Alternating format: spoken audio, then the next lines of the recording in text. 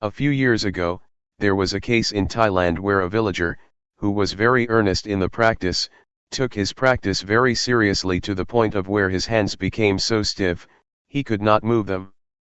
He did not show up for the morning chanting session which started around 4 o'clock, and I did not see him in the dining hall at breakfast time either. I wanted to see what happened, so I went to see him at his cottage after breakfast, and found him sitting with his hands stuck to his abdomen. Once he saw me, he asked for my help. He said that his hands had been stuck like that since 3 o'clock in the morning, and that it had already been 6 hours since he could not move. He said he asked for help, gave blessings to the sentient beings, but it did not help. I know that his mind was turned too far inward. So, I tried to speak with him to push his mind outward, to involve him in outward conversation. I had a conversation with him in order to let his mind out of that situation. I asked him, "How many children do you have?" He replied, 3. So I asked, "Do you miss your children?" He said, "Yes." "How are you planning to help your children when they grow up?" I asked. He started telling me his plan for helping his children.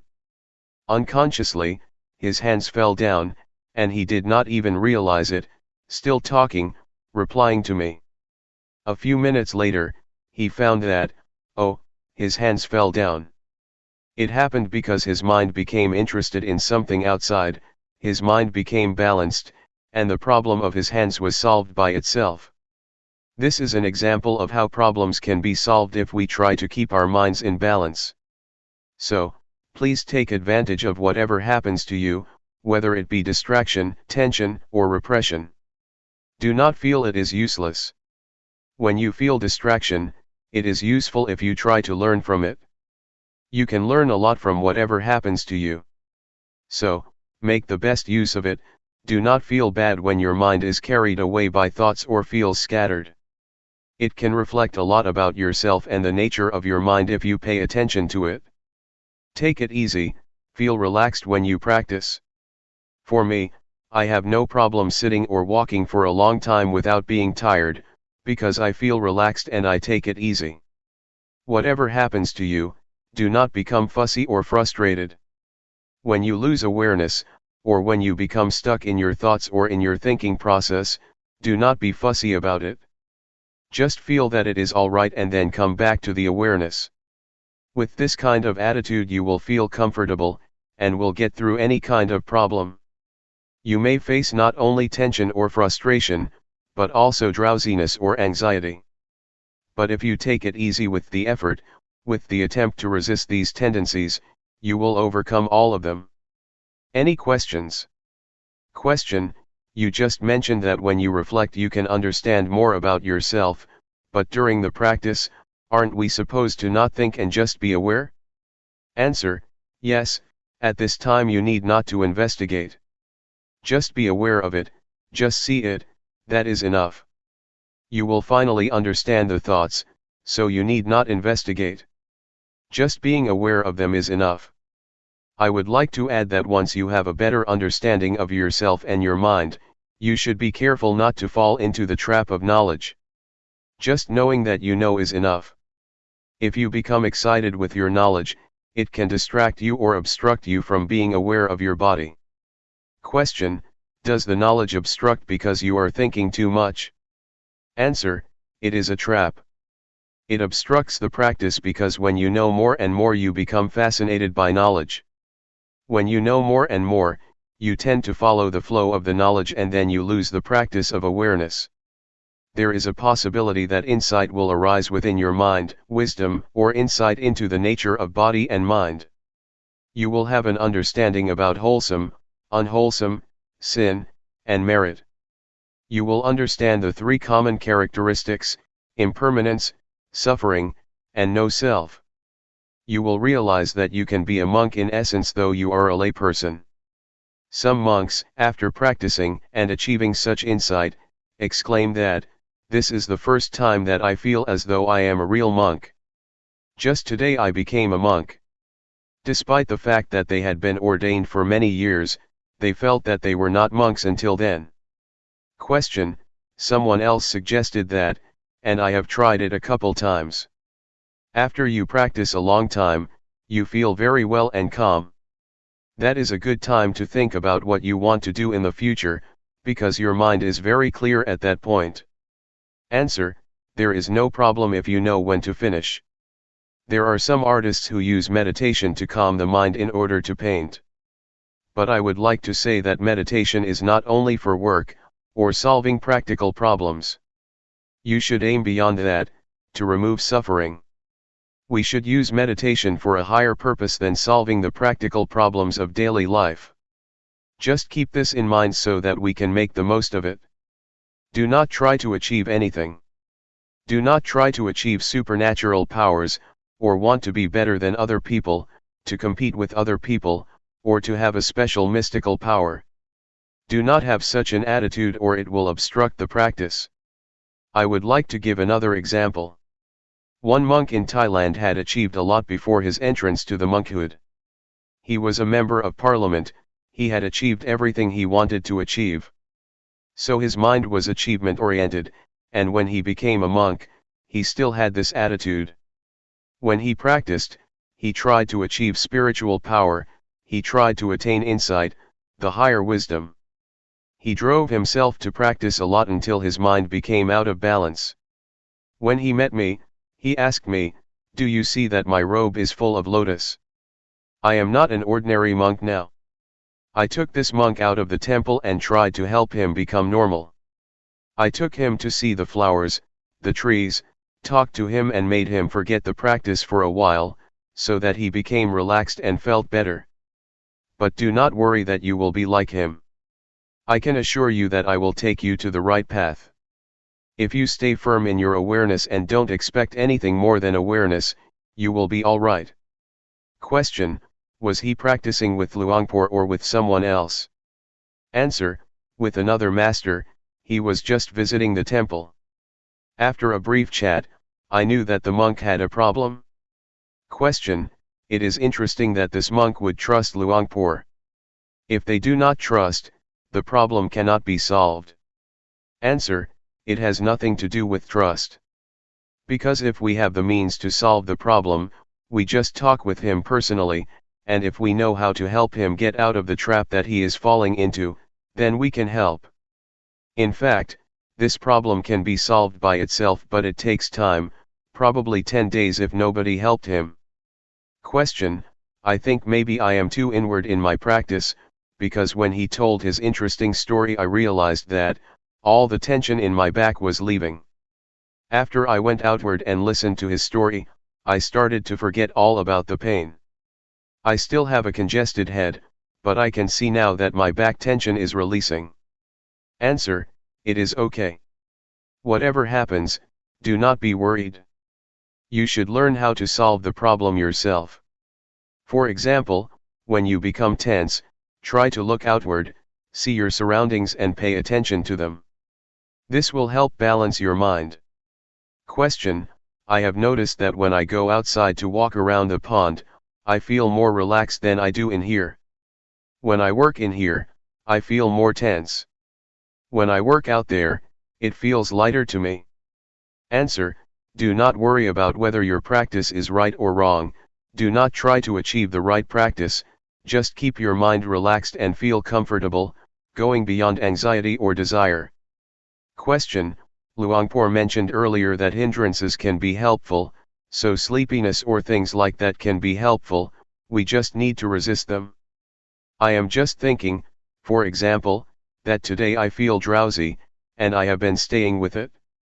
I am just thinking that maybe it is helpful sometimes to just go take a nap. When you wake up you feel refreshed, then you can practice better instead of trying to stay with it for a long time. Answer: if your body needs rest or feels physically tired, taking a nap is alright. Even the Buddha suggested you do that if your body needs it. But we should not take a nap on every occasion, just special occasions. If you take a nap every time you feel drowsy, you will not go anywhere. Question: in Sati meditation, we use our body's movement as the object of meditation. While doing the practice, there are other sensations of the body taking place, such as the stomach growling, legs going numb or coughing, etc. Where do we place awareness? Answer: when you cough, do it mindfully. When you feel tense or when you feel tired or have physical pain, sometimes it is not good to resist it. You have to reduce that pain by changing your position from sitting to walking, etc. You have to learn how to reduce this kind of suffering. It also depends on the case. For example, when you feel pain at your neck, you are aware of it, but you should not concentrate on or pay attention to it. You should just continue the awareness of your hands movement. But if you feel tired and your body needs to relax, then you should change postures, or if you have gas in your stomach, the gas should be released mindfully. Question: can you define mindfully, please? Answer: you are aware of it. Mindfulness and awareness are interchangeable. Practically speaking, they are the same, concomitant, twins.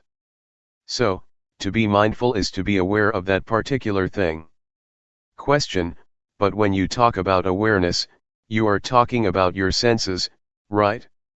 What you feel, what you taste, what you hear, what you see, that is all part of awareness, right?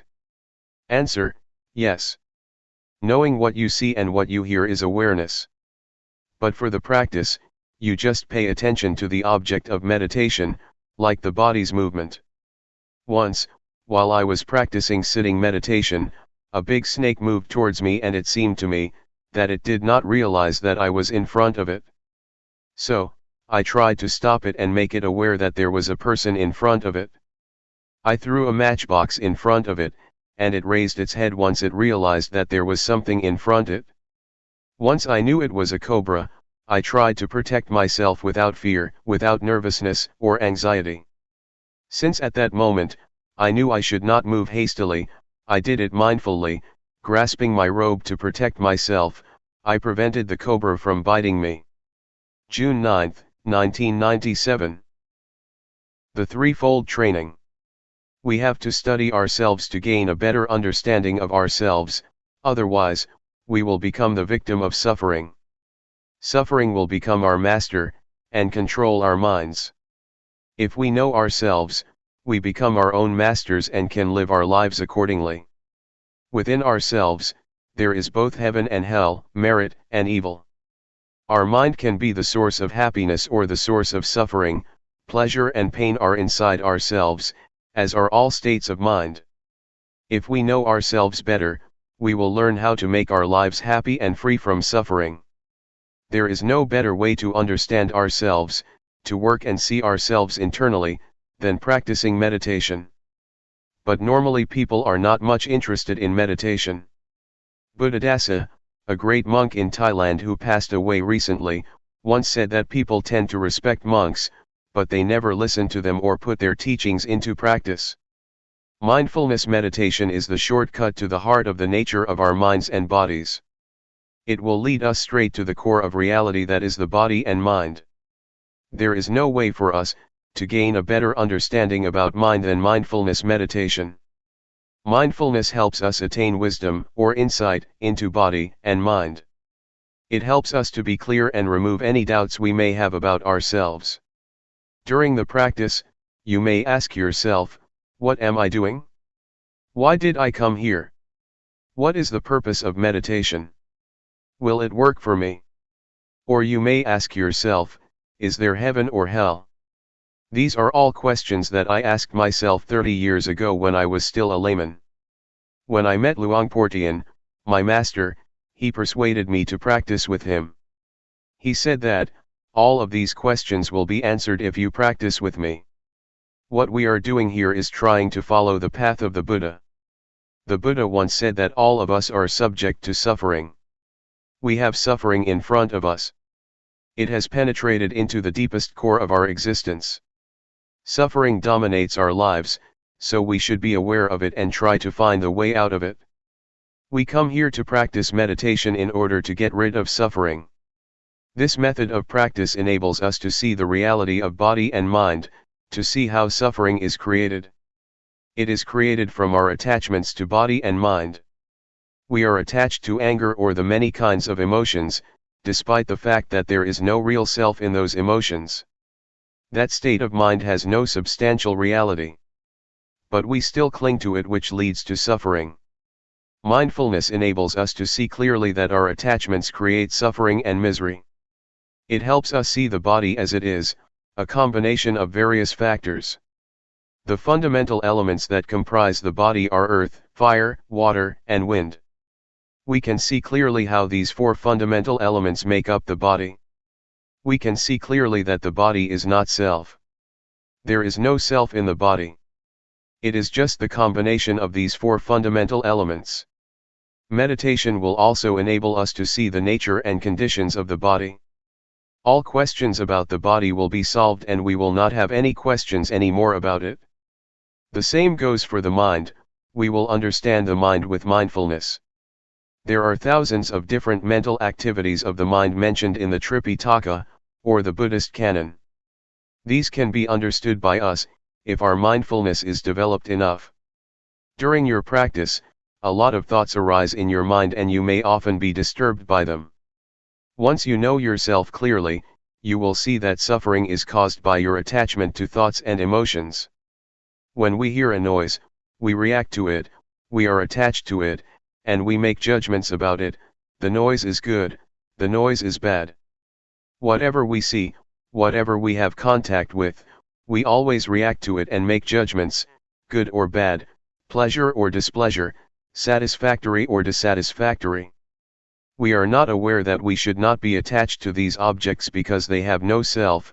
It is just a thought, not the self, and we should not make it personal. There is no person in that thought, but because of our ignorance, we grasp it and take it to be a person or make it personal by attaching ourselves to it. Mindfulness meditation helps us to see, to go beyond convention. Conventions are not the ultimate reality. They are what we assume them to be. You assume that this is good, that this is bad.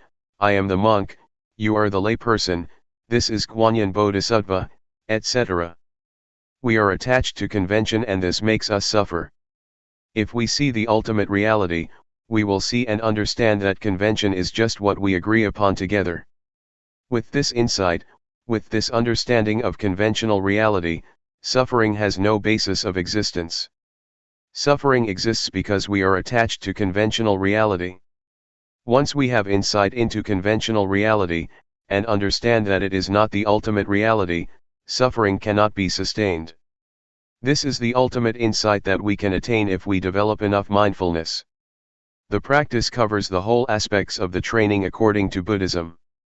According to Buddhism, there are three aspects of the training we call the threefold training: training in higher morality, training in higher concentration, and training in higher wisdom. When you practice and develop awareness, the awareness will keep you moral, because if you have awareness, you will not be inclined or tempted to conduct evil. Awareness will enable you to be calm and have a peaceful mind. And, obviously, awareness will bring you to wisdom, to have insight into the nature of reality. You can see that whatever object we have contact with, there is no real self, no independent or substantial self that we can attach to. This will enable us to see reality as it is, to see how impermanent it is, to see how suffering it is, to see that there is not a self that we can attach ourselves to. Everything will be seen under this framework as being impermanent, suffering, and no self. We see what is subject to impermanence, what is subject to suffering, what is subject to no self. We let it be as it is. We are not attached to it. These are the insights that we can gain from the practice. With the insights I mentioned to you, our lives will not be harmful to either other people or to ourselves, because there will be no base for hatred, greed, or delusion to exist. We know that there is no permanent self for us to attach to, so we will feel free, we will feel independent because we have nothing to be worried about. I can assure you that this practice is the way to the noble path, to a noble being, to a noble life. It will lead to the truth that can be shared by everybody, realized by everybody. It cannot be deceived or distorted because it is already inherent in all of us. There is a saying in Thailand that morality will bring us happiness, a peaceful life, and enlightenment. The morality that I mentioned can be achieved by being mindful, by cultivating mindfulness, and it can be assured by the practice that I suggest and instruct you in. Anyway, what I teach is from experience. What I say now may repeat what I said before. It may not flow vertically or continuously, but it is the experience that comes from my heart and can be shared by anybody who practices. Enlightenment means there is no self to suffer, the self vanishes, so there is no base for suffering to exist. We do not need to act out of desire for enlightenment. We just practice, simply practice, and realization will come to us naturally because we carry out our actions. We make the cause and the outcome will take place independent of our desire. Enlightenment has to take place because we have created its cause. According to the law of causality, once we do this, that will happen whether you like it or not. So, you just practice. Action is called karma. If you do it this way, it will lead to the result which is independent of our desires. It just happens. Enlightenment that is not experienced by us is just convention, just a concept, even if you call it by other names, no suffering, or freedom. Anyway, the point is that we just try to reach the state of no self where there is no suffering. If there is self, suffering can happen. If there is no self, suffering cannot be sustained. It is not desire because enlightenment is already in ourselves, hell and heaven are already in ourselves, everything is in ourselves including enlightenment and the path. So it is not something out there to be desired or grasped. You need not think about it. You can realize it if you practice enough. For example, does anger last? No. Have you ever acted out of anger? Yes. When you get angry and you fight back, anger fades away and is replaced by sympathy or guilt. So, you can see that anger has vanished and was transformed into other kinds of emotions. The same also applies to suffering. In fact, it does not last long unless we attach ourselves to it. If we are not attached to suffering, it will dissipate. This can happen if we have insight. Whatever we encounter, we will understand that it is impermanent, unsatisfactory, and no self. We will discard it easily without attaching to it. We let it go like garbage. There are many kinds of garbage: paper, plastic, recyclable or non-recyclable. We throw the garbage out according to its category. The same applies to whatever experiences we have. Once we make contact with any kind of object, we let it go. We discard it according to its nature: this is impermanent, this is suffering, or this is no self. All experiences can be perceived into three characteristics, and we just let them go according to their nature. If we live our lives this way, our lives become holy, pure, clean, and free from defilement. It is as if nothing can make us impure. This holy life will make everyone a monk. Everybody here can be a monk. It is a state of mind, a state of pure holy life. In the Buddha's time, there were many established lay people that could be called monks or a noble one, because they were free from suffering. All teachings of the Buddha are centered on these three: impermanent, unsatisfactory, and no self. In the first sermon of the Buddha, he asked the 5 ascetics who would become the first group of noble beings, "Is there anything permanent?" They replied, "No, everything is impermanent." Buddha asked, "What is impermanent is suffering, isn't it?" They replied, "Yes, what is impermanent is suffering, or the causes of suffering." "So, whatever is subject to suffering is without self, isn't it?" he asked. "Yes," they replied. So, once the 5 ascetics understood that everything is no self, they were enlightened. So, this is the key teaching of the Buddha, the 3 common characteristics. Very few people teach this doctrine. It was fortunate for me that Luangpor Teean taught me about this reality. Cyclic existence is in the present moment, it happens in this life, it is not the bardo or the next life. Our present life is governed by the cyclic existence. Take the smoker for instance. The cyclic existence is composed of three factors: defilement, action, or conduct, and consequence or result. The smoker has a desire to smoke, and once they smoke there is addiction, and addiction leads to desire to smoke more, and it becomes a cycle: desire, smoke, addiction, desire, smoke, addiction. This is the cyclic existence. This cycle can be broken if the smoker rejects or abandons this habit. No smoke, no addiction, no desire. This finally leads to enlightenment. Once the cycle is broken, nibbana can be realized. Because there is no desire, no action arises.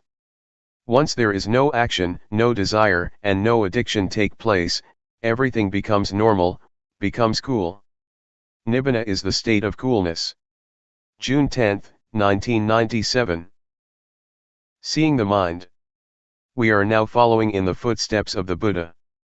What we are doing now is practicing what the Buddha instructed us in, that is training ourselves to be aware of body, feeling, thoughts, and mind objects.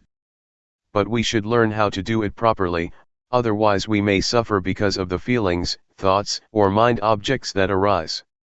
Our practice may be delayed or obstructed by a lot of things, such as thoughts. In fact, what we should do is just be aware of them, but sometimes we act upon them, and thus another kind of thoughts arises. It is a kind of dual or two layers of thoughts.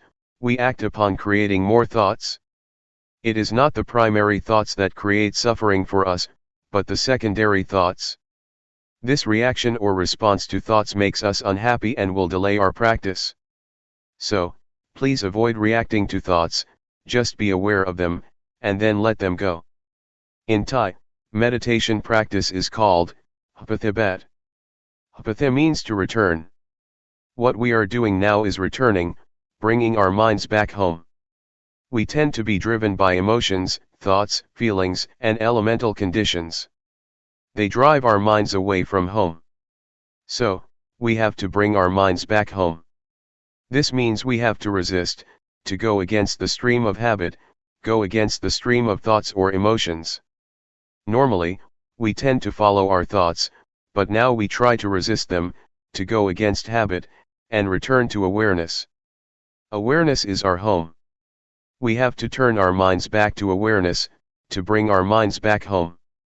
Awareness is the point of reference, it is like a pillar that we have to grasp firmly, in order to return and not be driven by any kind of mental conditions.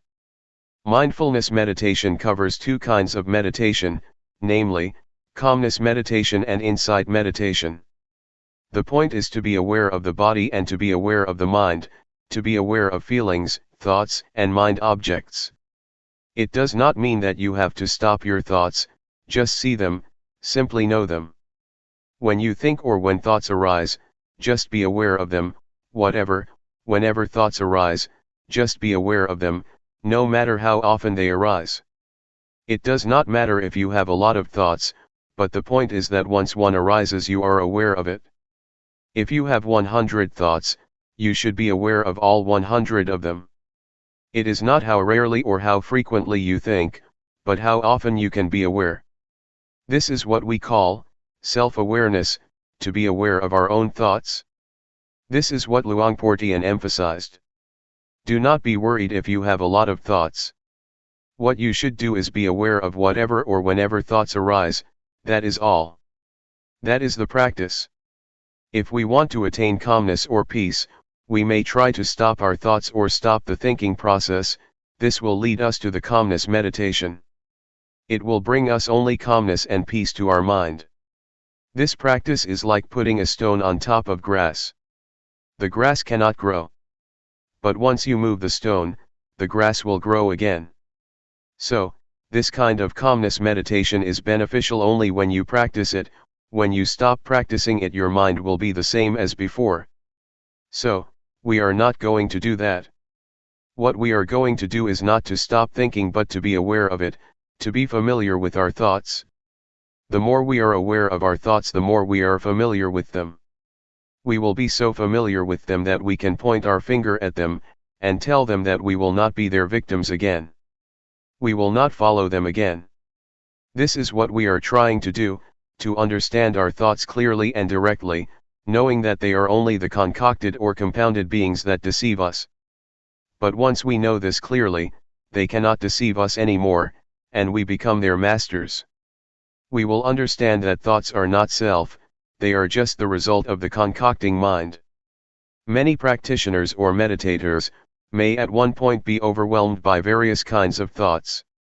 It is like an army of thoughts is bombarding your mind. You may encounter this experience. You may feel bad, but if you keep being aware of whatever thoughts that arise, at a certain point you will suddenly become face to face with the thought. You will see clearly that it is not self, that it is not yours. The thought is there, but we do not make it personal anymore. It is not me and mine, it is not my thought, the thought is not me, it is out there, and we are not going to identify with it anymore.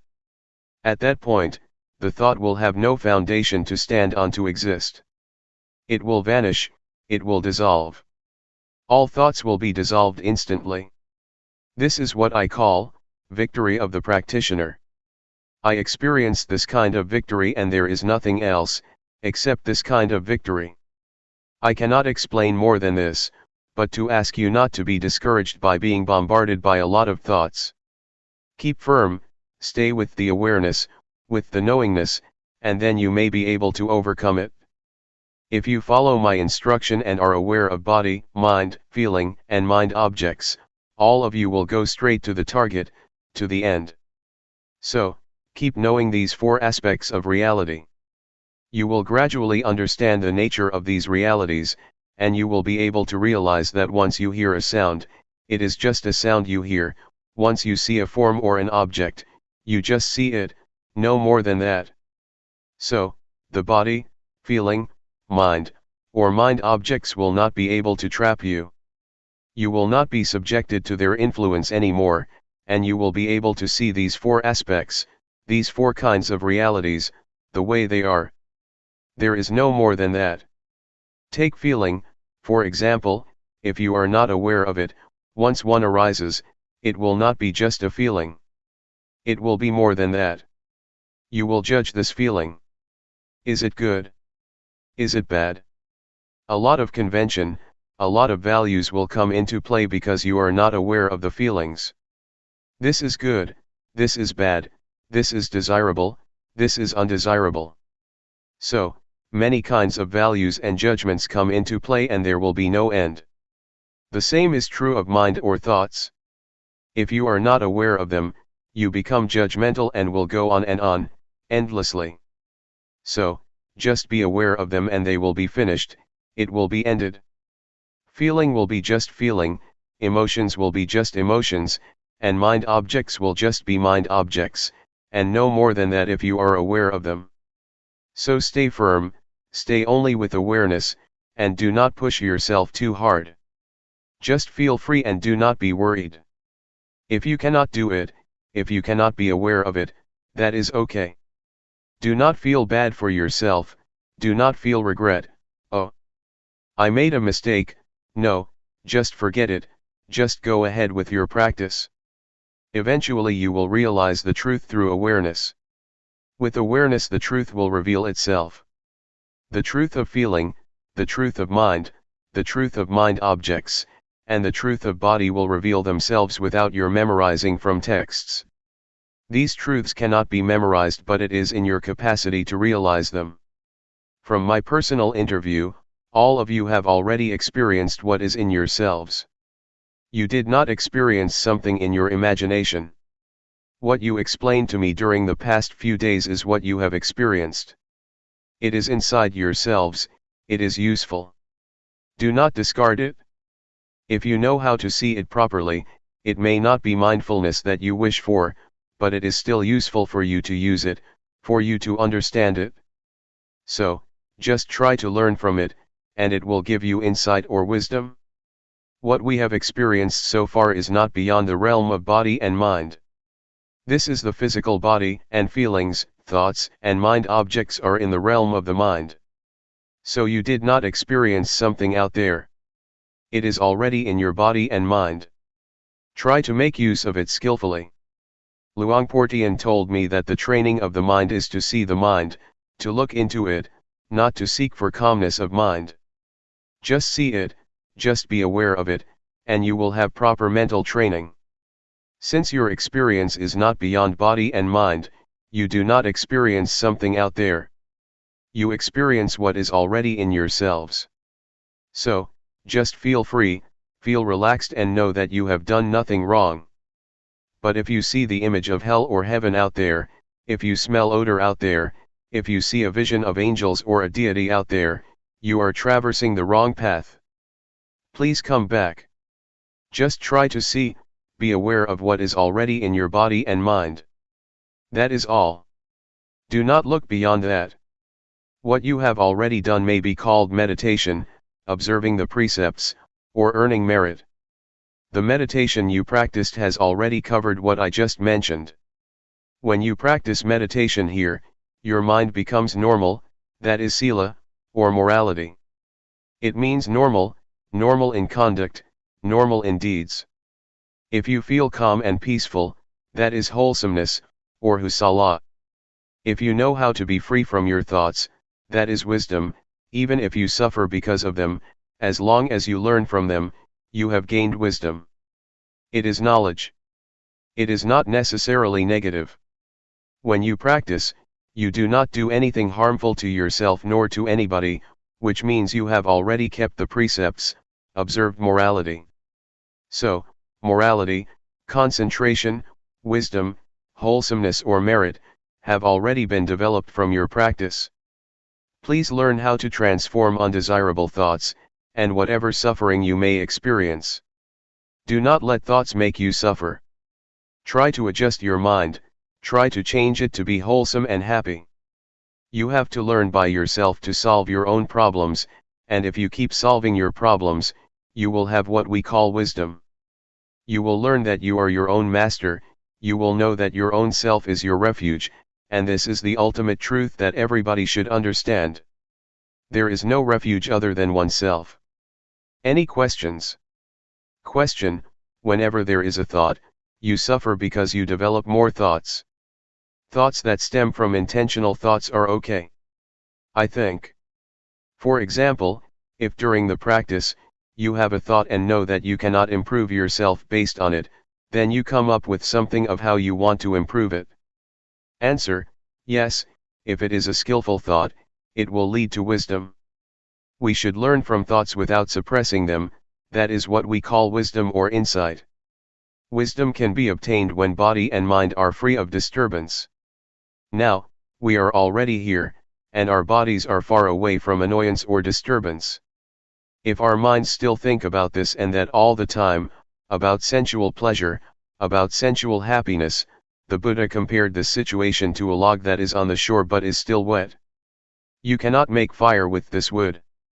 But if you are here, your body is in a place of solitude, and your mind is also calm and not engaged in sensual pleasure or distraction, you are like wood that has already dried and can be lit. This means that one will be able to be liberated because body and mind go together. The person who does not practice will keep thinking about the experiences of the past. But if we practice, our minds will be in order, they will keep knowing the present moment. And this mental attitude of knowing oneself, or knowing one's thoughts, will give the wisdom that the mind itself reveals, the truth that is manifested in mind. So, such practice will give rise to the wisdom that the Buddha suggested and praised. We are able to develop or attain a state of wholesomeness in the same manner that the Buddha did. We are able to abandon the unwholesomeness and the suffering that the Buddha was able to. What the Buddha attained is not something beyond our capacity. We can also achieve his compassion, his wisdom, and his purity.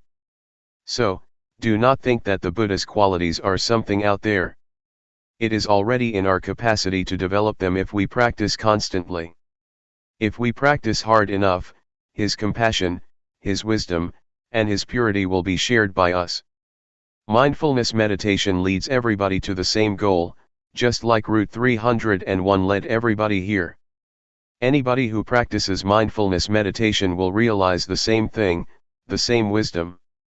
It does not mean that the Buddha knows one way, and the noble beings know something different. They know the same thing because they use the same road. Mindfulness meditation is the most important road to liberation. What we have practiced now is not a waste of time. Even though you have not attained wisdom yet, what you have done will produce results. You are going to create a karma, or conduct, that produces results. For example, when you raise your hand you become aware of it, such awareness will not vanish. It will accumulate and it will enable you to attain something. So, keep practicing even if you do not gain insight during this 7-day retreat. That is okay, just never mind. Please continue your practice after the retreat, and it will certainly produce results. Question: could anyone reach liberation during this lifetime? Does it depend on the amount of effort you put in the practice? Is it hindered by the sankhara that you have accumulated? Answer: yes. It is possible for a person to achieve liberation, if one practices the Dhamma or the teaching that the Buddha suggested. That is to develop or train in a higher morality, in higher concentration, and in higher wisdom. We are capable of reaching that point. It is not necessarily obstructed or hindered by past actions. If we practice in the present life, we are able to liberate ourselves. I would like to ask you, is there tomorrow? The teaching of the Buddha is full of marvelous characteristics. It is what the Buddha practiced by himself, and it is beyond time. It can produce results beyond the limitations of time. It is what one can realize by oneself, and it can be achieved by anybody with no limitation, and only the practitioner will realize it. You cannot practice it for other people. This is what the Buddha said. There is tomorrow, but we do not know what the chances are for tomorrow, and we cannot do anything about tomorrow. What we can do is today. The past, or yesterday, is already gone and we cannot do anything for the past. What we did in the past is already in the past, we cannot do anything else now. So only today can we do something. Please try to make an effort to improve today.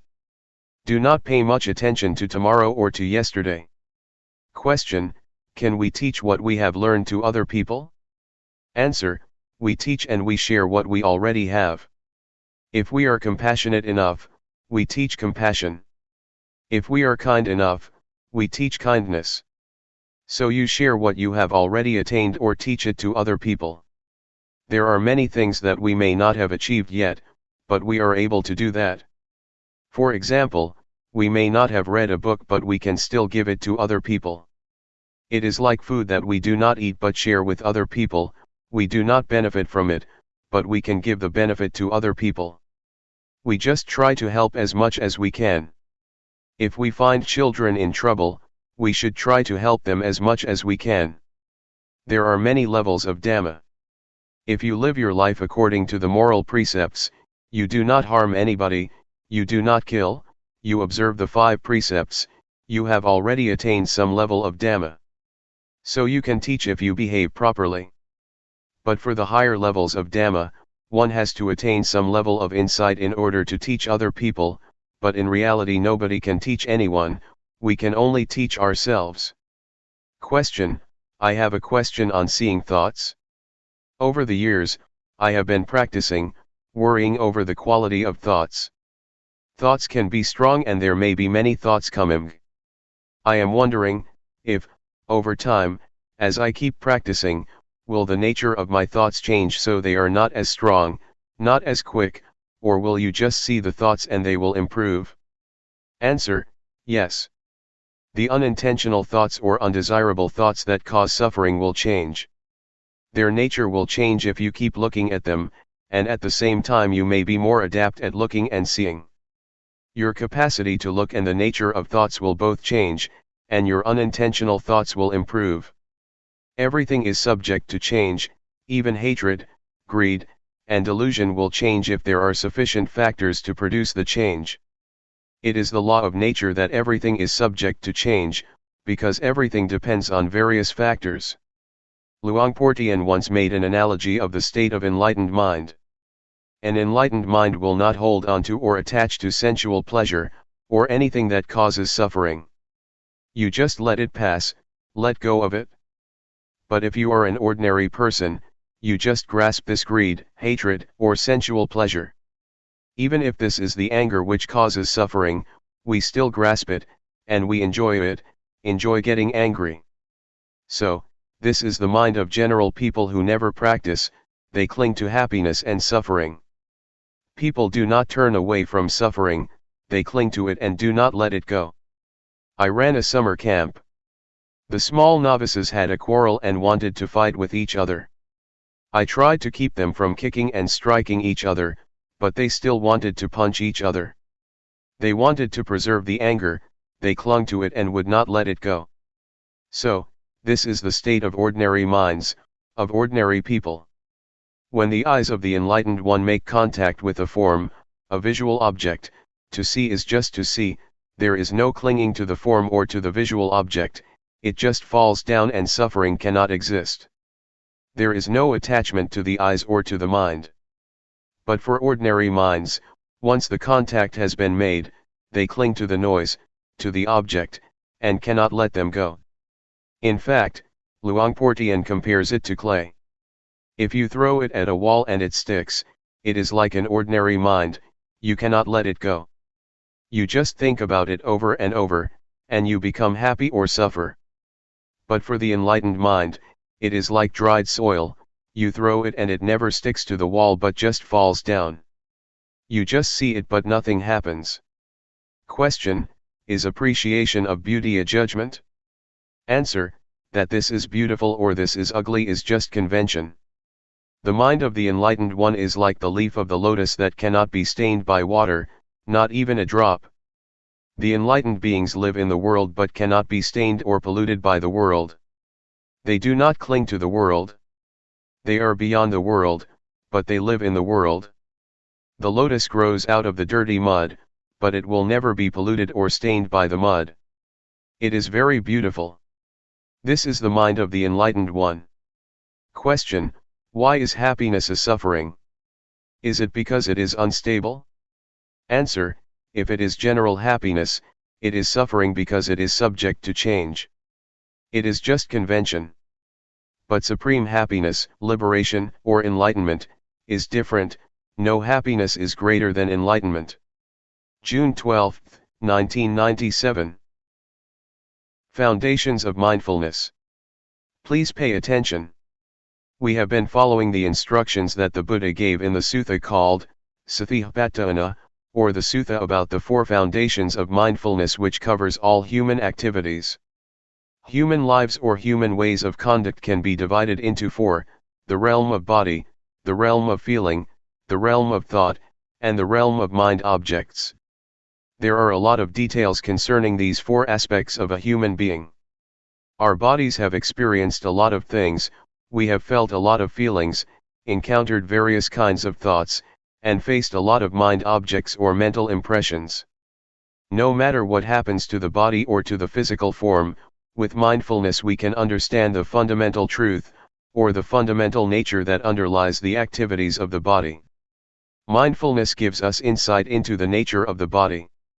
The underlying nature, the fundamental law, that governs the physical realm is what we call, the 3 common characteristics: impermanence, unsatisfactoriness, and no self.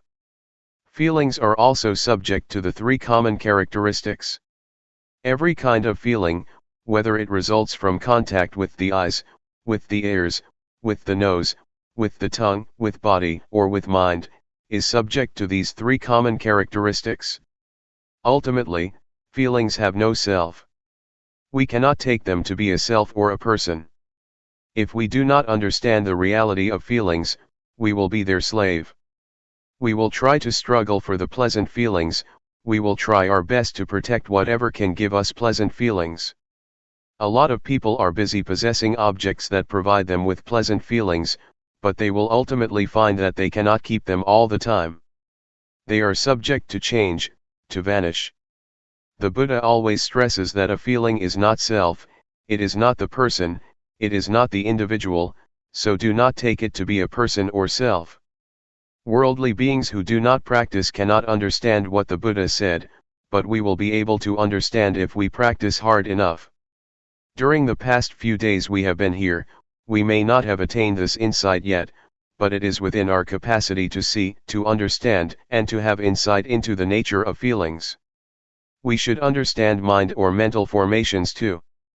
Thoughts, or mental impressions, are very important because if we are not aware of our thoughts they will give rise to anger, hatred, and delusion. They will give rise to pleasure, pain, sorrow, happiness, and a lot of conventions. Law, rules, regulations, and all sorts of things will come into play and your thoughts will proliferate without end. Thus we should learn to understand the thinking process. Can we see thoughts? Can we know the thoughts that arise in our minds? Do we follow the thoughts or do we just know them, just be aware of them? Do we suffer because of thoughts or do they make us happy? Can we see how thoughts are not self? Are we able to see them as void or empty of self? If we understand and see the thoughts that arise in our minds, thoughts are no big deal. We will become their master. But if we do not know the thoughts in our minds, they will control our lives, they will be our masters. To practice mindfulness meditation, we start by cultivating awareness of our bodies. We start at this point and then we become aware of feelings. Once we are confident enough to be aware of body and feelings, we will then go to the next step of being aware of our thoughts. We cannot jump directly to awareness of our thoughts, because we need to be skillful enough or it will cause us trouble. Our mindfulness should be cultivated and it has to start from an awareness of the body and our feelings. Once our mindfulness is developed enough, we will proceed further to train ourselves to be aware of our minds. We have to know the former step thoroughly first. If we ignore the awareness of the body, and jump to the step of mental awareness, we will become easily lost in our thoughts. To handle our thoughts and mental impressions, we need to know their weak points. It is as thought we are going to handle a snake. Snakes are harmful, but the skillful person who knows their weak point can capture them without getting hurt. It is like handling an elephant. Elephants are very big and strong, much stronger than human beings, but if we know their weak point we can capture and harness them. Whatever strength it has, however powerful it is, it does not matter because we know how to handle it. The same goes for our relationship with our minds and our thoughts. We have to know the weak point of our thoughts, then we will understand and will be able to handle them. We should know what their source is and how they are conditioned. With this knowledge, thoughts will not be harmful anymore. Keep knowing your body and mind. Stay only with the knowing, and do not do other than this. Stay firmly with knowing, and knowingness will bring about a change to your mind. We need not do anything to the mind or even the thoughts, but just pay attention to our awareness, the knowingness. Luangpor Teean compared unintentional thoughts to a rat and mindfulness to a cat. For ordinary people, the rat is very big while mindfulness is very small, the cat is very small. If you want the cat to get rid of the rat, you have to feed the cat properly, so that it will grow bigger and bigger until it can catch the rat. So what is the food for the cat, or mindfulness? We have to feed mindfulness with endurance, with diligence, and with constant effort to cultivate our mindfulness. They will develop our mindfulness, and mindfulness will do its duty on its own, handling, replacing, or removing the thoughts from our minds. We do not need to do anything with the thoughts. Just allow your mindfulness to grow and mindfulness will do its job. So, try to be firm on this principle. Does it sound difficult? Now let's talk about the fourth category, mind objects. There are two kinds of mind objects. One belongs to the realm of wholesomeness, and the other, unwholesomeness. Wholesomeness will enable us to be skillful, to be wise, and to be intelligent. It keeps our minds normal, stable, and unmoved by pleasure or pain. The unwholesomeness mind object, the second kind of mind object, always brings trouble to us. It creates a lot of suffering, and it turns one's mind to hell, to be animal-like, or to be a ghost. So, this is what we should be aware of. If we understand these four aspects of reality, body, feeling, thoughts, and mind objects, We have already covered all aspects of a human being, and our study is completed. So try to be familiar with these four realms of our lives, and learn to cultivate awareness of body and mind, of thought and of mind objects. Once we finish such study, our minds will become the noble life, the life that is harmful neither to ourselves nor to other people. It is called noble. Noble means harmless.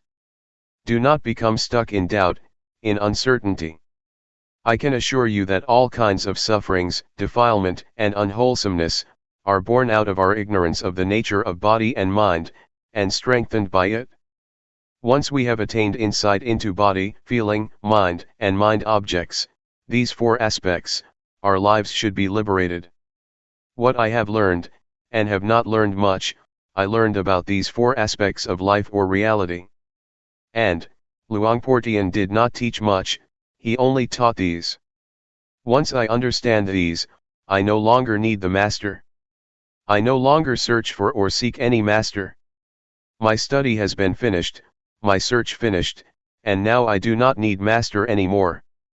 Now I have no fear at all. I have confidence in myself because I do not teach for fame, for wealth, for material gain, or for any reward. I just want to help people to understand themselves, and to realize the truth.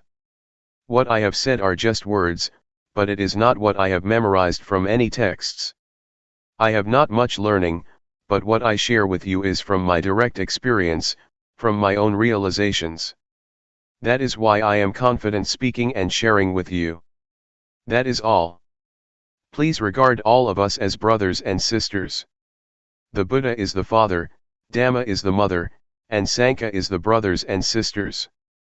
Question: how does one know it is time for him to tackle with thoughts? Answer: you are ready to see the thoughts once you can know a thought, when a thought arises and you are aware of it, and you are not dragged by thoughts. If you are still being dragged by thoughts, leave them behind and just pay attention to body and feeling. It is like learning a language. In the beginning, we have to learn from a teacher, and the teacher has to start from A, B, C, D. A, B, C, D, or the language, is still something out there, but once we internalize it, we become one with the language, and we are skillful enough to use the language. The same is true of the practice.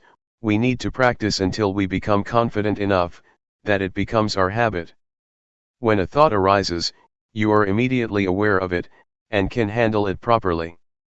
The more we are confident, the more we are able to handle or to control our minds.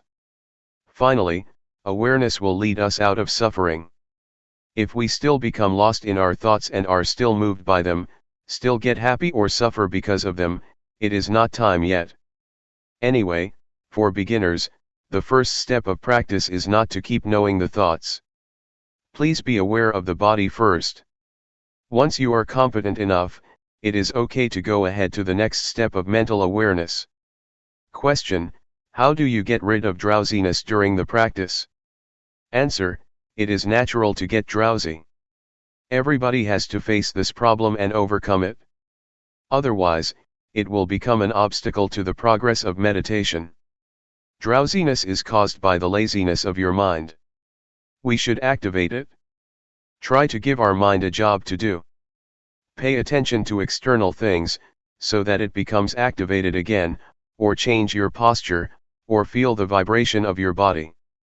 When I started the practice, I kept a bucket of water near me. When I felt drowsy, I used the water to wake me up. When it didn't work, I just put my head into the bucket to wake myself up. Do not close your eyes. Do not yawn, close your mouth and resist yawning. Make your movements stronger, smile, refresh yourself, and feel confident and courageous. Defeat it and subdue it. There are 5 hindrances that obstruct us from making progress in our spiritual activities. The first one is drowsiness, the second is restlessness or agitation, the third is doubt, the fourth is sensual desire, and the last is ill will or hatred. Drowsiness is like indolence, restlessness is like mischief, naughty, or stubborn, doubt has a nature of no self-determination or no resolution. These are the three dominant qualities of the mind during our progress. What the Buddha said is already in ourselves, he taught our reality. Question: on the conventional level, we have a saying, follow your heart, not your mind. Answer: it is the wholesomeness in our mind and in our hearts that tell us what we should do. We should transform anger to compassion, suffering to happiness, and agitation to peacefulness. It is wisdom that tells us what to do. If we know this is good or this is bad, if we know this is harmful or this is not, we do what is good and unharmful. I do not know whether you call it heart or mind. Just follow it. Question: just follow it and act on it? So it will not create any cause and effect? Answer: oh, sure, if it is a good cause, if one is mindful, if it is not harmful to oneself and others, it is a good karma. If it is harmful to oneself and to others, that is a bad karma, a bad deed. Question: should we just follow the middle path, if we are not sure whether it is a good cause or not? Just sort of ignore it and not act upon it? Answer: don't worry whether it is from mind or from heart. If you know it is harmful, avoid it. If it is good, act on it.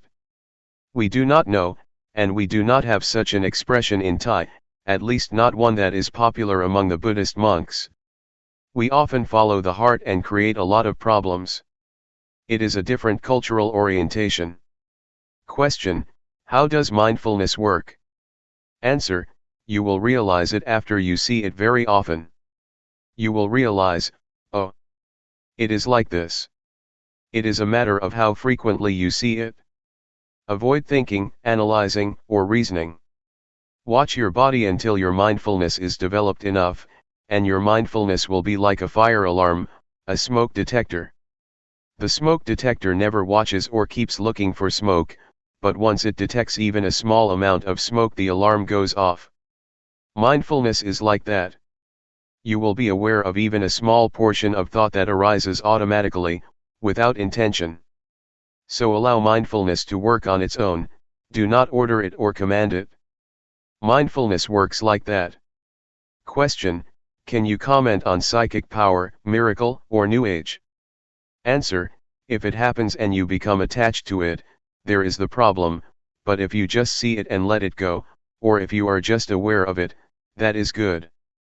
But normally people are attached to it. They want something special, but psychic power is not the real miracle. The real miracle, according to the Buddha, is the ability to be aware. When you sit and know that you are sitting, that is the supreme miracle according to the Buddha. Psychic power is the result of concentration, not awareness. If you have strong concentration, then your mind becomes powerful. Monks or people who practice mindfulness meditation seldom attain this power, but it is a shortcut to enlightenment, because you are unlikely to be distracted by psychic power, so you go ahead. Otherwise, you see flowers, you see shopping centers, you make visits, and then progress is delayed, but the delay is enjoyable. As for New Age, do not pay attention to things out there. They are just technology. If you enjoy technology, such as computers, it may seem like progress to you and you may enjoy spending whole day with the computer. You are better in terms of power over technology, but you are not any wiser than other people. Technomania, the same mentality for those who are interested in psychic power in Buddhism, leads to suffering. June 13, 1997. Lifetime practice. We have already studied the sacred Buddhist texts, especially the text on the four foundations of mindfulness. We practice through our experience, which is in reality the sacred text that is already in ourselves. With our practice, we have investigated into the text which is the experience in ourselves. We have investigated or trained ourselves to be aware of body, feeling, mind, or thoughts, and mind objects, the key points in this sacred Buddhist text. How can we see them? We see these four phenomena through mindfulness. With mindfulness, we are able to understand the reality of these four aspects. We have to cultivate mindfulness or awareness in order to see these four aspects of reality, otherwise, we cannot have understanding. We cannot know body, feeling, thoughts, and mind objects with intellect, nor through reasoning or analytical mind. The only way is to realize, to experience ourselves, then the realization will arise. We have explored the realms of the body, feelings, mind, and mind objects. In fact, there are many details in the realms of body, feeling, thoughts, and mind objects. The more we practice, the more we experience the reality of these four realms, the more we are familiar with the sacred Buddhist text. Keep trying. Keep practicing, so that you will be familiar with awareness, and gain an understanding of the nature of body and mind, of the condition of body, and of the activities of body and mind. You will achieve insight into body and mind, and will have a thorough understanding of body and mind. If you reach that point, you will have already finished the study of this text, this sutra, and you will be able to handle feelings properly. Feelings are everywhere, but I would like you to be stable like stones. Stones are here, stones are there, stones are everywhere, in Thailand, and in America. Stones are the symbol of stability, of constancy, of normality. So, if you handle feelings properly, and know not to be moved by whatever feeling it may be, or whatever feeling you may experience, your mind will be normal and constant, not getting high or low because of feelings, pleasant or unpleasant. If we do not know the nature of feelings clearly, we are going to be their servants. We will run after feelings, struggles for pleasant feelings and run away from unpleasant ones. Feelings, especially pleasant feelings, can lead to war. They bring a lot of consequences. Our lives will be dependent on pursuing pleasant feelings. That is why suffering arises. So, please understand feelings properly. Everyone has body and mind, and we have to stay with body and mind. We also all share the same feelings and mental impressions. They are present in all of us. If we understand body, mind, feelings, mental impressions, and mind objects, we will understand each other, we will realize that everybody is one, the same. So this sacred text can be applied universally. The Buddha has already laid out the formula to understand human beings, to understand ourselves. So, please try to learn the sutra, this text, through our practice in cultivating awareness and mindfulness. If we know this reality thoroughly, completely, our search for the meaning of life is complete. We have already graduated, there will be no need to study anymore. We get high or low, depressed or happy, feel pleasure or pain. We are up and down because of feelings or emotions, because we take them to be substantial, to be a person.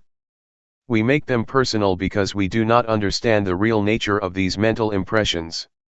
Somebody may feel, during the practice, that they are tired. But if you understand mental impressions clearly, you would rather say, tiredness is present in me, not, I am tired. We do not take tiredness to be ourselves or to be a person.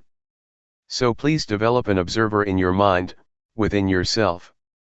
Just see the feeling, acknowledge it, notice it, don't identify with it, and you will learn how to be free of it. So, keep looking into yourself, keep observing, keep seeing, and you will be free, will see, will understand its real nature. If you see it frequently, the truth of body and mind will reveal itself for us to see. Actually, the truth reveals itself at every moment, but since we do not know how to see it, we miss it. There are a lot of consequences of not understanding the truth of body and mind. Defilement, anger, hatred, delusion, selfishness, and suffering, are all results of our inability to see body and mind properly. So, it is very important to learn seeing body and mind, to be aware of body and mind. Thought, or the thinking process, influences our speech and our conduct. Thus produces a lot of consequences and affect people in various ways, from one person to another, forming chain reactions. So, simply put, thoughts can produce a lot of consequences. But if we see the thoughts and understand their nature, they will not have as much influence or consequences. Unintentional thoughts cannot last if you see them, if you are aware of them they are not substantial. Once we are aware of them, they just fade away, so do not think they are substantial. Just be aware of them. They cannot produce consequences. A thought has no end, it is always concocting reality. If we do not know the way of the thought, it will start another one and another, without end. There is a story of a dog in a monastery. Sitting under the staircase, the dog saw a monk returning from the alms round with food. It thought the monk very lucky because he could get food easily. After finishing his breakfast, the monk gave the leftovers to the dog. The dog had the idea that being a dog is even better, it can have food easily without having to go through the village. But after a while, a monastery boy beat the dog and the dog changed its mind. I would like to be the boy because he can beat the dog, he is superior to the dog. After the boy went to sleep, a fly buzzed over him, and the boy made a fuss trying to get rid of the fly without success. So, the dog thought being a fly would be better because he could disturb the boy, and the boy would not be able to get rid of it. A while later, though, the fly flew to the dog's mouth, so the dog just stretched his tongue out and caught the fly. He finally realized that to be a dog is better because he could overcome the fly. This is the concocting mind, the power of compounded thinking without end. We change our minds all the time. In a thought itself, there is truth, the truth of the thought, the cause of suffering as well as the cause of happiness, the truth of the way, the suffering, and the way out of suffering, the truth of attachment and the truth of detachment. Thought is not a self, it is subject to condition. You have to understand that thoughts are created by conditional factors. They cannot exist alone. So we have to understand the conditions that produce the thoughts. All kinds of truths about suffering and the cessation of suffering can be learned, can be known within the truth itself. Truth is not a self. It is a condition. You have to understand. The Buddha said to Sariputta, that things and existence are produced by causes. They are governed by the law of causality. If you want to extinguish this, you have to get rid of that, because that is the cause of this. This is the law of causality, the law of dependent origination. So, if thoughts are subject to this law, they have causes and sources. If we want to get rid of an undesirable thought, we need not suppress it or eliminate it, but we should trace it back to where it came from, and then deal with it. Buddha achieved victory because he knew how to deal with the cause of suffering. So, to understand the underlying cause of thoughts, we need to develop awareness. Our awareness should be totally developed, full awareness. The way that the Buddha mentioned in many sermons, including the first sermon, was formalized and laid out in the text of the Four Foundations of Mindfulness. The way that he mentioned is important. If you follow that way, you will learn how to realize the truth properly. The nature of all existence is subject to impermanence, unsatisfactoriness, and no self. If you do not understand this, you will get high in pleasant feelings, and get low in unpleasant feelings. Life cannot always be pleasant, you will sometimes suffer. Our minds are moved up and down. But if we know all objects, all feelings, and do not take them to be substantial, do not identify ourselves with them, they can neither harm us nor disturb our minds. This is what I would like to stress. The retreat is not over as long as we have breath or are alive. We need to practice as long as body and mind exist with us. As long as we still have feelings and emotions, we need to continue our practice.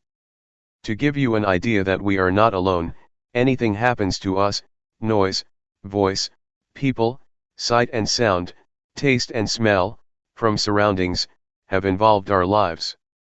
We have to learn to deal with all sorts of things properly, so that we will not suffer. June 14, 1997.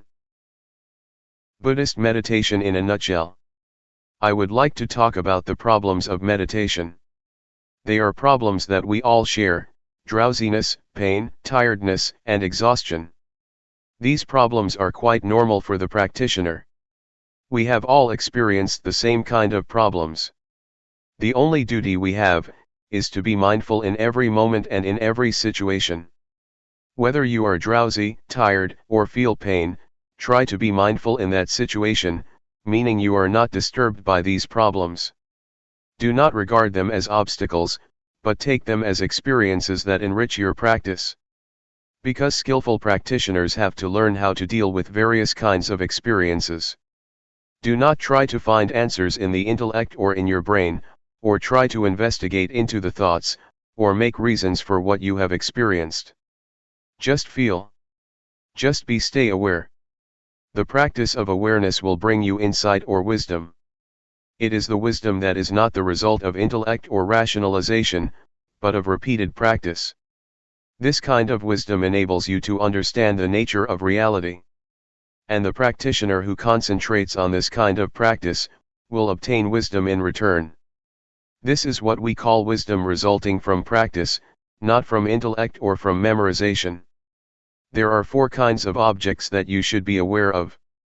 The first is the body. The second is the feeling or sensation, coldness, heat, happiness, suffering, these are all in the realm of sensation. The third is thoughts, and the fourth kind of object is what we call mind objects. Mind objects mean the states of the mind or mental qualities.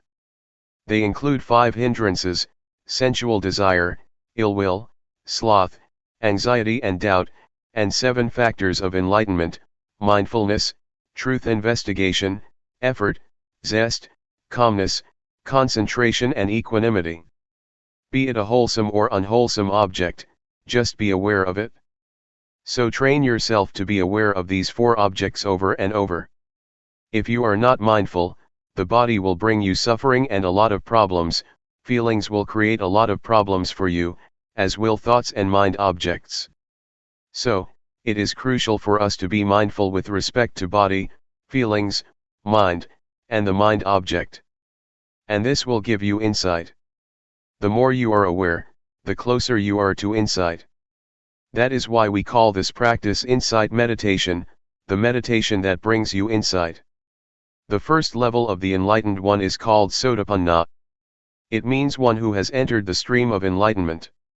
The first level of the enlightened one is one who is free from or lets go of the first 3 fetters. The first one is a false view of person or false view of self. It means the view that this body belongs to me. This body is me, this body is myself. You take this body as me or mine, or take me as being in the body, or take body as being in myself. You take this body as substantial. But, if you attain insight into body and mind from this method of meditation, you can liberate yourself from this false view of self.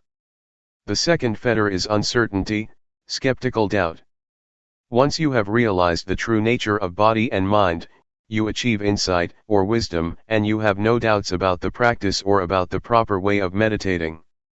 The third fetter is attachment to form, to rituals, to legalities, or to the rules. This practice is good, is correct, that practice is not good, not correct. This rule is okay, that rule is not okay. This etiquette is good, that etiquette is bad. These are what we call attachment to the rules and rituals. If we see the true nature of all things clearly and achieve insight of the true nature of all things, we will be able to go beyond this concept of right or wrong. The objective of insight meditation is not to gain psychic power of telepathy, to penetrate anyone's mind, to fly in the air, or to go underground. Those are not the objects of meditation. The objective of Buddhist meditation is to have total awareness of body, of feelings, of mind, and of mind objects. Such awareness will give rise to insight. The first step of insight is the insight into body and mind. With this insight you know without doubt what body is, what mind is, what the nature of body is, what the nature of mind is, what the disease of body is, what the disease of mind is, what causes suffering to the body, what causes suffering to the mind. This is the insight into body and mind. And once you achieve this insight, your practice will go on to the next step of the practice, learning to be aware of thoughts. In the beginning, as I suggested a few days ago, you should just be aware of your body. Do not mind your thoughts. Just leave whatever thoughts arise behind. But once you get insight into body and mind, you have to practice the second stage of being aware of your thoughts. Yet, to be aware of your thoughts does not mean that you have to investigate them. Just see them, register them, and then turn your attention to the practice of body movement. Do not bargain or negotiate with your thoughts, not try to find the motive or reason behind them, do not ask yourself why you have such thoughts, why your thoughts are unwholesome. Not at all. Just be aware of them and come back to the practice. From this second step of practice, another kind of insight will take place. With this insight, you can go straight. The truth will reveal itself and you will see things clearly without using analytical thinking. You just see it and understand it. So, it is as if you go straight without interruption. Once you achieve a certain kind of insight, you will be able to look back and see what you have already passed. I would compare it with my walk here from the pond. I just go straight from the pond to this hall, and when I turn back I can clearly see everything that I have passed. This is the state of the mind that gets you insight. Is it difficult to understand? This practice, which develops mindfulness, is the practice that includes all kinds of training. In Buddhism we have three kinds of training. We call it threefold training: training in higher morality, training in higher concentration, training in higher wisdom. With this practice you will go through the threefold training because with mindfulness you observe morality, mindfulness also gives rise to concentration, and later wisdom arises from the practice. Once you achieve the insight that I mentioned, you will have no doubts about evil or goodness, and you will have no doubt about religion, what Buddhism is. You will have no doubts because it is clear to you, and there is no need to ask yourself what you have achieved. It is as if you take breakfast or lunch. Once you are full, you know you are full. You do not need more food. It is a realization nobody needs to confirm for you. You can confirm it for yourself. It is all right or good for you to experience drowsiness, frustration, and anxiety, because they help you learn. They come for you to see them, and the more you see them the more you will understand, just as the more often I see you the more I know you. I cannot mistake anybody for you. Once these mental qualities appear to you, do not be lost in them. Try to see them, do not identify with them, but see them, observe them. And the more you see them, the less likely they are to disturb you. They will gradually fade away. July 8, 1997. Insight Meditation. It's time to give a talk to complement your practice. We are practicing meditation to develop mindfulness, according to the system that the Buddha developed. This system of practice was not invented by Luangpor Teean or by anybody else, but was developed thousands of years ago by the Buddha. It is called insight meditation or Vipassana meditation. It is different from the calmness meditation, that was developed even before the time of the Buddha. The primary aim is to develop insight through mindfulness. The mindfulness that we experience or have already developed, is the same mindfulness that the Buddha experienced. And the body that we are going to be aware of, is not different from the one that the Buddha used as an object of meditation. The feelings or the sensations that we need to be aware of are also the same that the Buddha meditated on.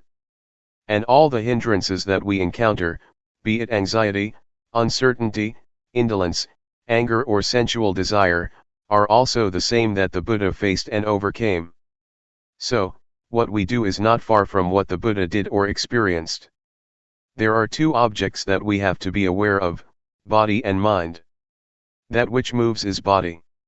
The hand's movement is the body's movement. That which receives sense impressions or that which think is the mind. The primary objective is to enable us to be aware of the body in the beginning.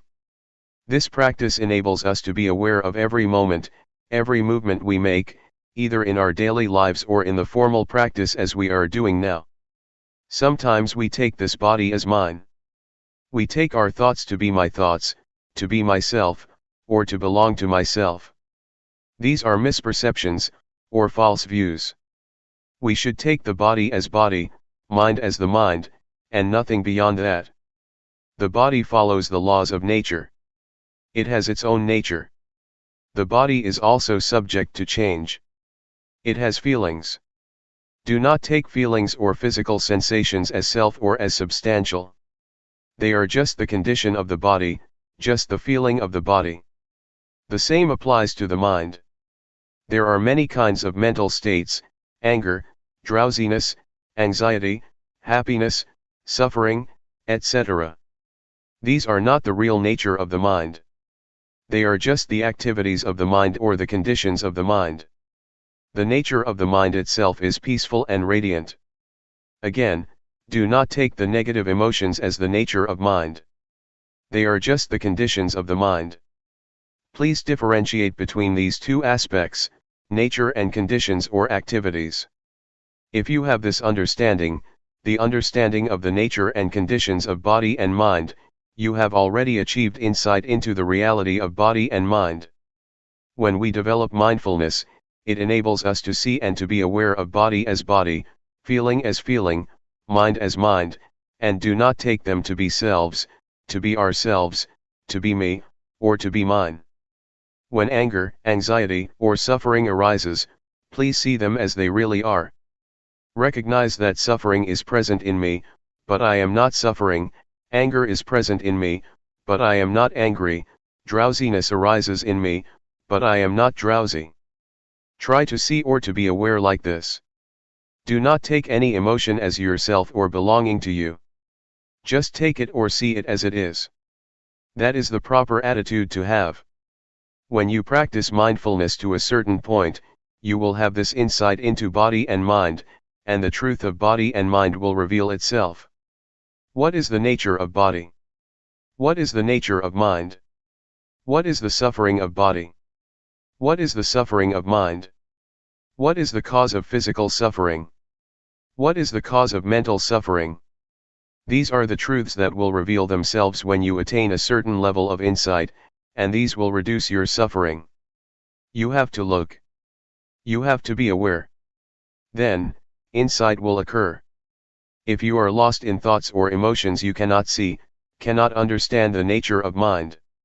If you take this body as self or as belonging to you, you will not be able to understand the real nature of your body. So please keep knowing, and being aware of whatever happens to your mind and body. Do not identify yourself with thoughts, feelings, or emotions. Just see them.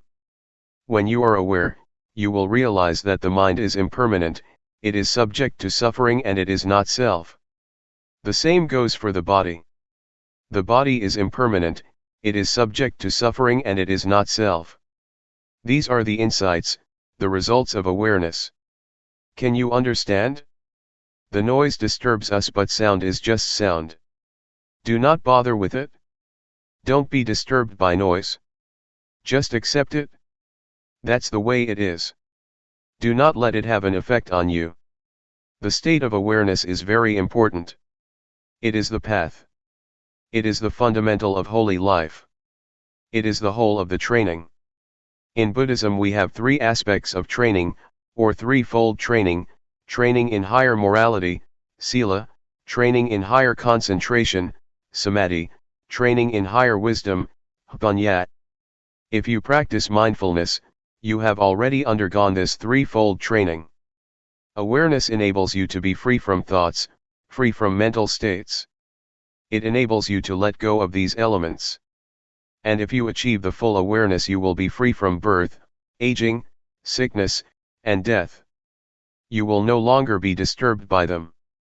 Mindfulness is the instrument to get rid of attachment, to let go of attachment, attachment to body or form, attachment to feelings, attachment to perceptions, attachment to mental volition, or attachment to consciousness.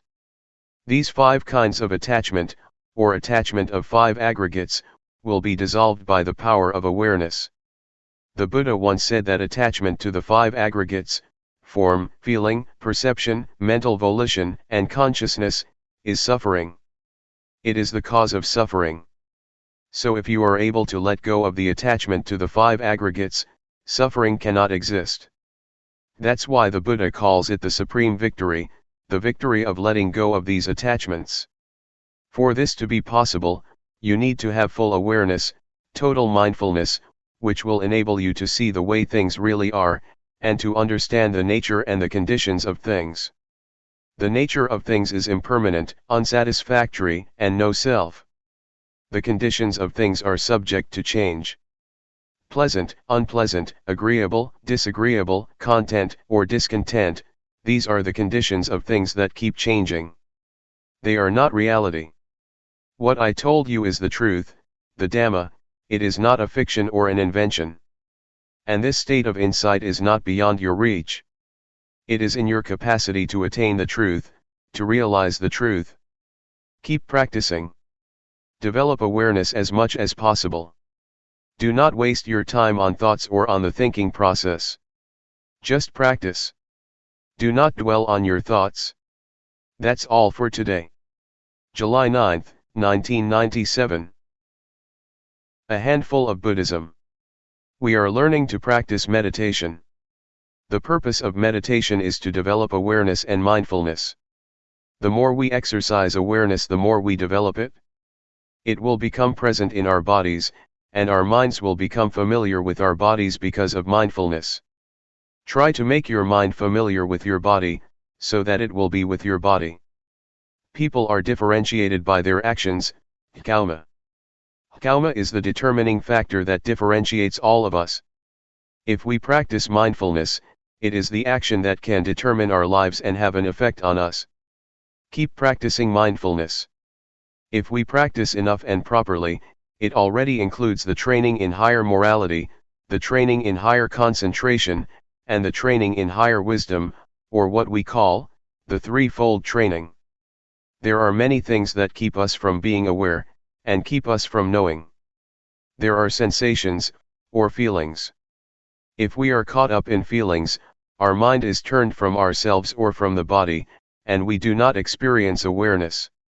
Unintentional thoughts also keep us from being aware. Be they good thoughts or bad thoughts, if we are distracted by them, awareness disappears and we cannot create the desirable karma of practicing awareness. So try to turn your mind away from those feelings and thoughts.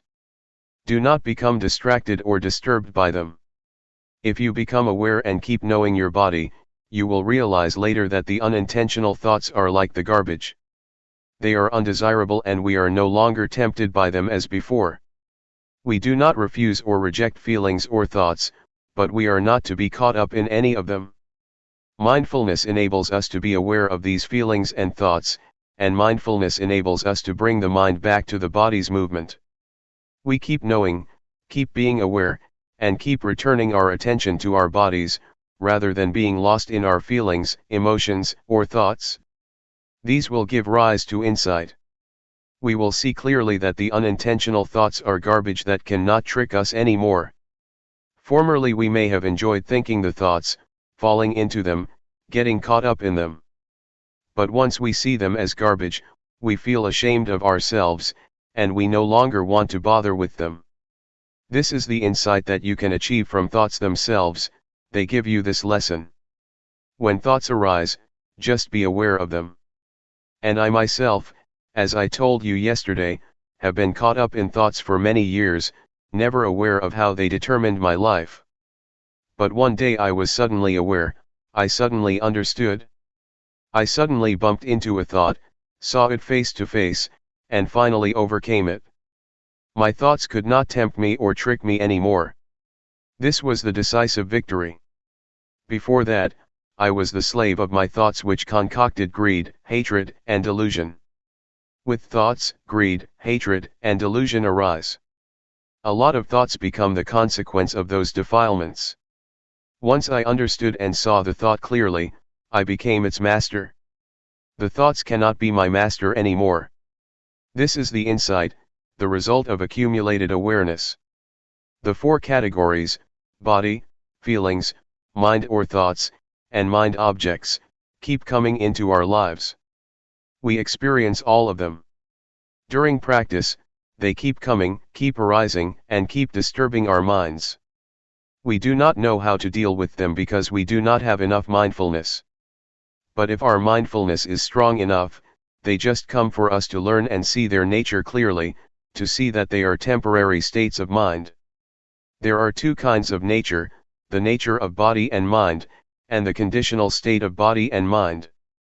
These are the two aspects of body and mind that we can realize, that we can understand. Later we can see where thoughts come from. Where are they? What is their source or origin? What is their stronghold? We can know it all. We will also be able to know the three characteristics: impermanence, unsatisfactoriness, and no self. We will know what they are, and we see everything in terms of them. This insight is possible because of the mindfulness that we keep developing. Everything that we experience can be put into two realms, body and mind. It is all related to these two realms, body and mind, and no more than that. When we are aware of the body and mind, we can see the two aspects that I mentioned earlier, the true nature of body and mind, and the conditional or the temporary state of body and mind. For example, feelings, whatever they are, heat or cold, pleasure or pain, happiness or suffering, these are not the true nature of body and mind.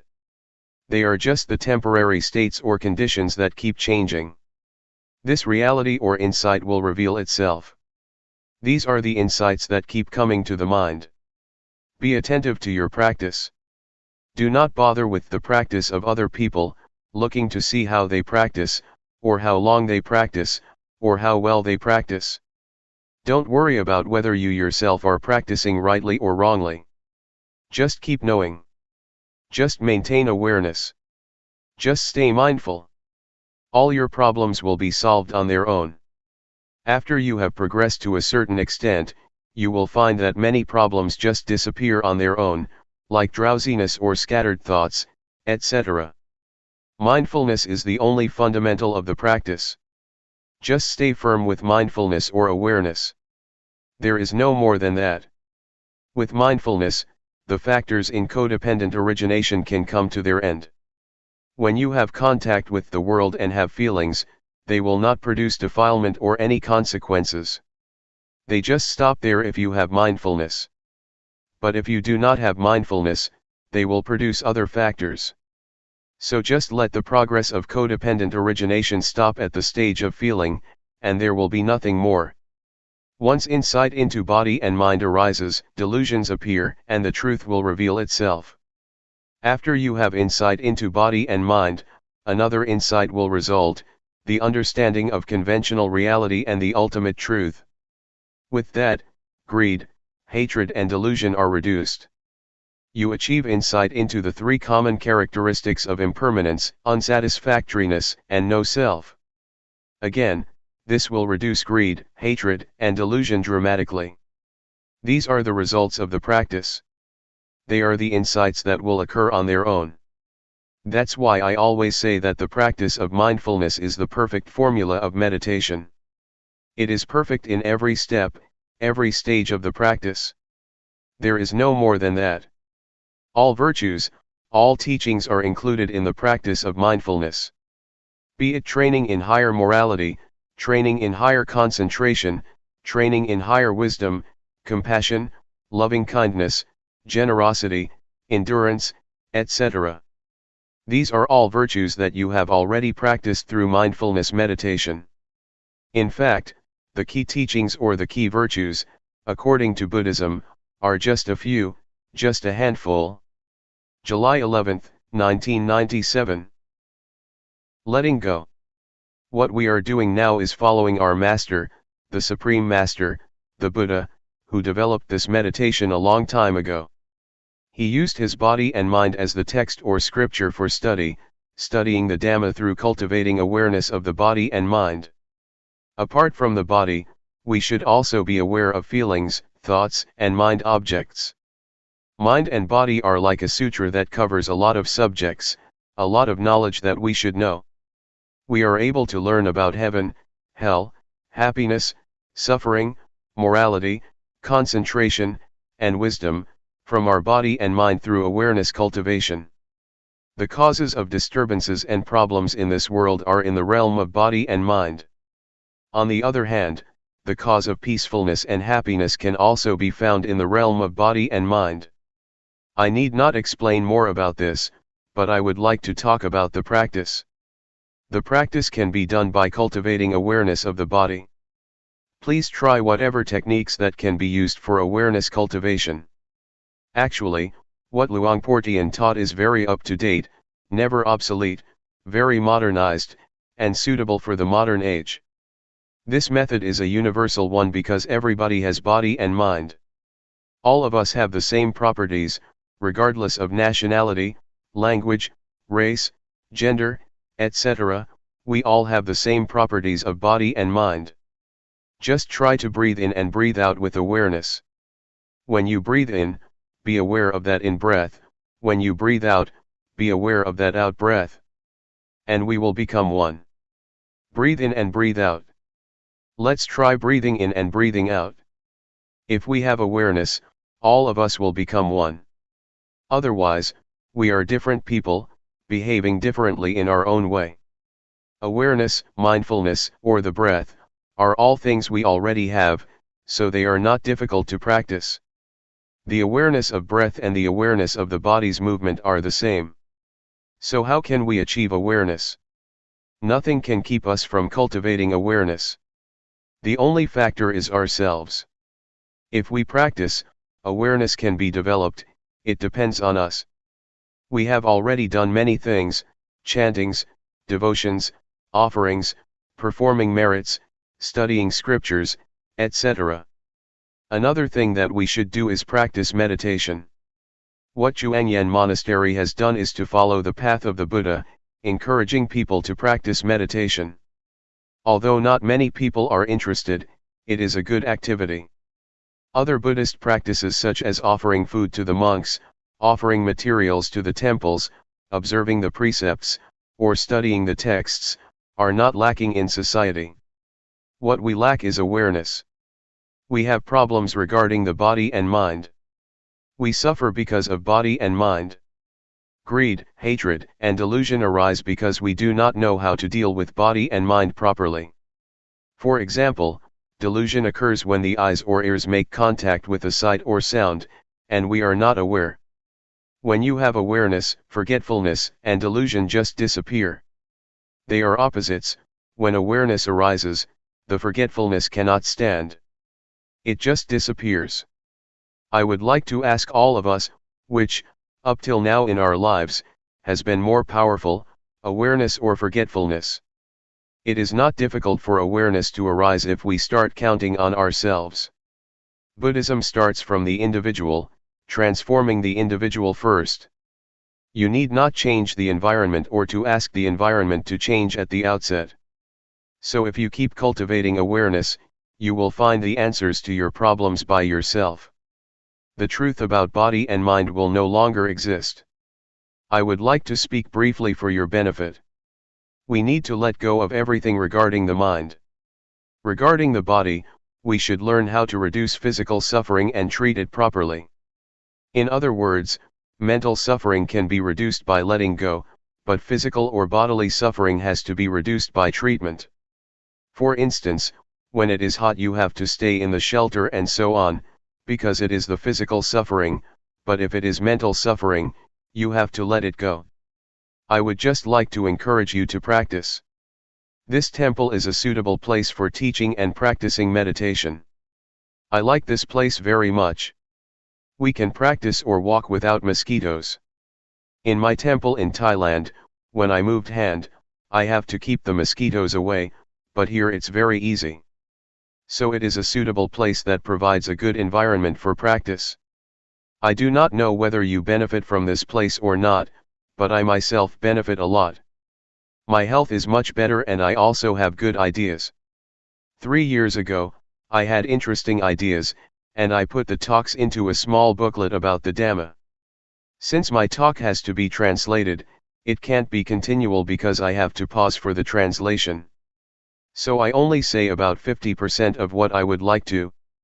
If I were to speak in my dialect I could continue my talk more easily, but that's okay, do not take it seriously.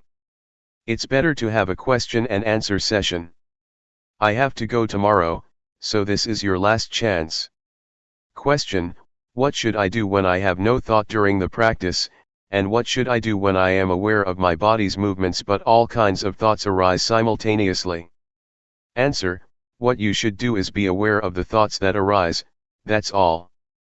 When no thoughts arise, just be aware of your body's movements. When I practice, sometimes I lose my sense of self, but when it seems that I myself have disappeared, I just touch myself to regain my sense of self. Question: with awareness, one may attain the state of no self or even reach the level of arahant. Is the eradication of the 10 fetters that an arahant should achieve, before he reaches enlightenment, also possible through awareness? Answer: awareness gives rise to higher morality, higher concentration, and higher wisdom. So, the threefold training is already incorporated in the act of awareness. It depends on how much awareness we have. If the awareness is strong, it can get rid of the fetters one by one. So it depends on how strong the awareness is. The more powerful it is, the more likely it is that it can overcome or dissolve the fetters. Question: how do we enhance the changing conditions of our bodies and minds with awareness during our practice? For instance, what do we do if the mind becomes neutral? Answer: a neutral state of the mind means that the mind is ready to be happy or suffer. Just be aware of that neutral state. If it transforms into a pleasant feeling, just be aware of it. If it becomes an unpleasant feeling, just be aware of it. At the same time, if there is no thought, just recognize that there is no thought. When a thought arises, just be aware of it. You need not do anything with your mind or make it move from that state. Just practice and be aware of your body's movements, that's all. Question: is there any difference between the awareness that we are developing, and the awareness of the Buddha? Answer: they are the same. If you develop awareness to a certain point, your mind will be at the level of sustained observance, constant awareness. It is a sustained awareness, keep seeing and keep knowing all the time. This state of sustained awareness will include morality, concentration, and wisdom, and it will also enable you to see the cause of suffering. This state of awareness will lead to the cessation of suffering. So, this is the state of Buddhahood. The awareness of the Buddha is the awareness that enabled him to see the Four Noble Truths: suffering, the cause of suffering, the cessation of suffering, and the path to the cessation of suffering. If you achieve the state of sustained awareness, the practice is over, you have already reached the end of the practice. I would like to encourage you to practice and train yourself to deal with mind and body properly. For example, when anger arises in your mind, just know it. Just be aware of it. Do not become lost in it or identify with it. The same applies to sufferings and even happiness. Just see it, be aware of it, do not get caught up in it. This will enable you to transcend the world.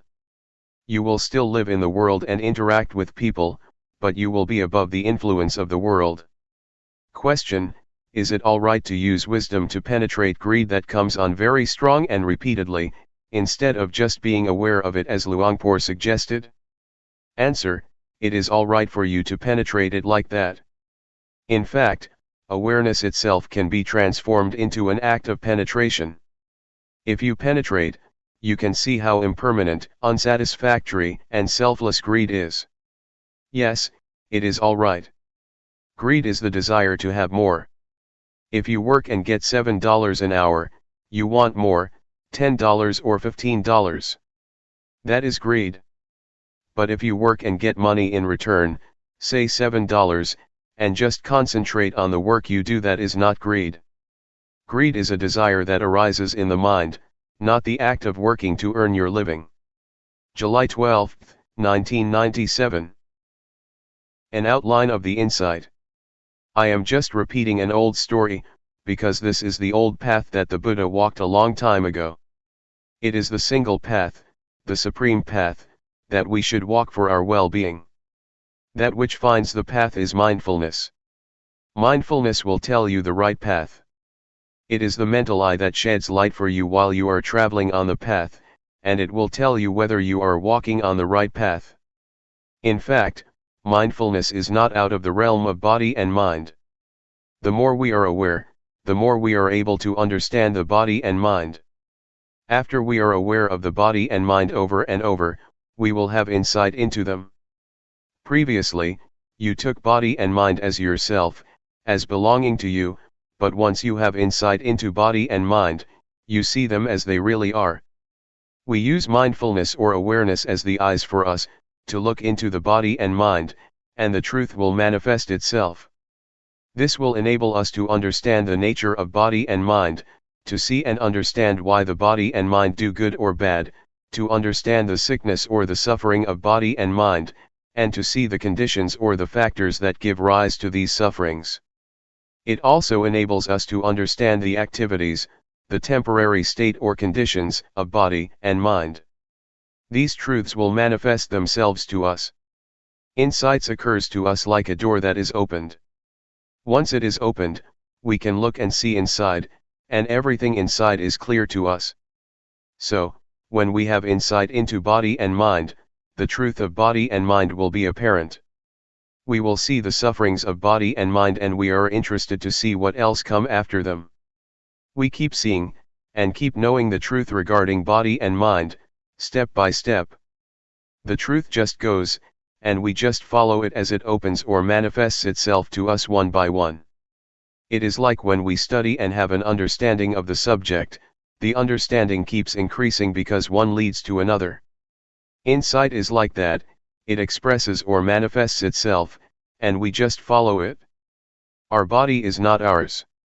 It is beyond our control, nobody can control it, and no one can be its master. It just goes on its natural way, we cannot control it. And you will see clearly if you look closely.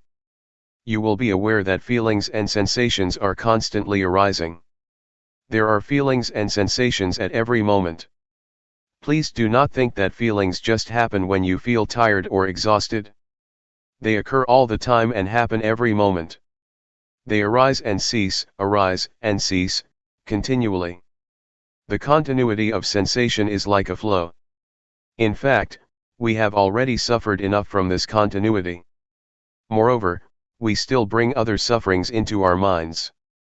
We suffer when we are subject to old age, sickness, or death, when we experience the undesirable, when we depart from the desirable or beloved ones, or when we cannot fulfill our wishes or cannot reach our expectation. These are all conditions of life that we grasp because of our ignorance, which gives rise to more suffering. But once we know the truth, the reality, these phenomena cannot affect us. Once we know, we just let go. The knowledge which results from meditation is not just knowledge because it also transforms our lives. When we look into it, we realize the truth that is inherent in body and mind. And it just manifests itself. When the truth of body and mind is realized, our minds are transformed and our perceptions changed. When you see suffering, it manifests its reality, its nature. So, once we are aware of it, suffering is transformed into happiness, and ignorance is transformed into wisdom. Furthermore, we will understand the truth of goodness and religion. What is religion? What is the teaching? What is the truth? These are the insights we will have at this stage of practice. The insight that I mentioned is the first stage of insight, called insight into body and mind, or reality regarding body and mind. We will know once we have such insight. Luangpor Teean suggests that after we achieve such insight, we go a step further. In this step, we speed up our practice, moving our hand more quickly or walking faster. At this time, since we already have mindfulness, we don't need to create it. It is already in us. This time you use mindfulness to look into your body, your mind, your thoughts, and your emotions. This is what we call the stage of mental practice, that is, we emphasize looking at our thoughts. And this state of mental observation is the state that keeps our mind calm, because once we see the thoughts we are not shaken, disturbed, or annoyed by them. We just stay in the state of purity, or pure mind, because our minds are constant and not disturbed by any thoughts. We call this stage, since the mind is normal, the state of sila, morality, the perfection of sila, because sila in Pali means constant, or normal.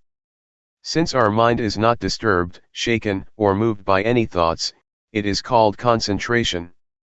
And since the insight enables us to see what is right and what is wrong, this is wisdom. At this stage we have achieved the threefold training. And this threefold training can eradicate defilement. If the mind is calm, it is like still water. It's good. If the mind is shaken or disturbed by thoughts, it's comparable to rippling water. Calmness and irritation are both states of mind. The water is not the waves are not the water. A wave is just the condition or a temporary state of the water, not its real nature. The same applies to mind. Anger is not mind. It's just a condition of mind, a temporary state. Some people mistake anger as mind or take anger as self. Once anger arises, these people become lost in their thoughts, saying to themselves, if I can express my anger, I would not regret it even if I have to die. They become lost in the anger, taking it to be self. During your practice, you may experience drowsiness or sometimes have no thoughts at all. These are just temporary states of mind that arise and then disappear, passing through our minds and then fading away. If we stay aware and keep looking, keep being aware of our thoughts, we will see that these are just temporary states of mind, and we will be able to differentiate between objects and their temporary states. When we hear the noise of a drum, or the noise of a machine, these are objects. But when they disturb our minds, such disturbance is a temporary state of mind or mental condition. So just keep practicing awareness, and it will enable you to see the nature of objects, and the reality of the temporary states of things, of objects, of body and mind. In fact, there are more details than that, but I just want to give you a sketch or outline of the insight that will occur in this second stage of the practice. Those who achieve this stage may experience joy, bliss, or rapture, since one is single-minded. I just want you to understand this stage so you won't be careless. One monk, after being absorbed in the bliss of this stage, thought that he would not be attacked by the snakes in the forest. So he just walked to his cottage in the forest at night without using torchlight, because he believed that the cobras numerous in his temple would not bite him. He was wrong. Do not be lost in that pleasant feeling or quality. In this second stage of insight, as I told you, you will be able to see and understand conventional reality or conventional truth, objects, and the temporary state of objects. The objects that I mentioned are both internal and external. The internal objects are the eyes, ears, tongue, nose, body, and mind. The external objects are signs or forms, noise or sound, taste, odor, touch, and mind objects. You will understand that whatever happens to these objects are just their temporary states, not their real nature. So, once you know that, you will have an understanding of reality. Whatever happens to you, insight, or the truth, will tell you what to do. Whatever obstacles or difficulties you may experience in your life or in your mind, even if they are hindrances or negative feelings in your mind, the insight into body and mind will rush to help you, and you will get over them, overcoming them easily. You will go straight through them. The second stage of insight, the differentiation between objects and the temporary states of objects, will rush to help you. The insight into the three common characteristics of impermanence, unsatisfactoriness, and no self, will also accompany you and come to your rescue. That's how you can go through your problems without many difficulties. Awareness enables us to see good and bad, to see happiness and suffering, to see calmness and drowsiness. Once you see it, just see it. Do not get into it or identify with it. I would like to put awareness into a nutshell and give it to all of you, so that you can apply it to your daily lives. Awareness itself is enough. It is the essence or the heart of the practice, and it will enable you to be born of the Dhamma, to be born of the truth. You can be a monk on your own.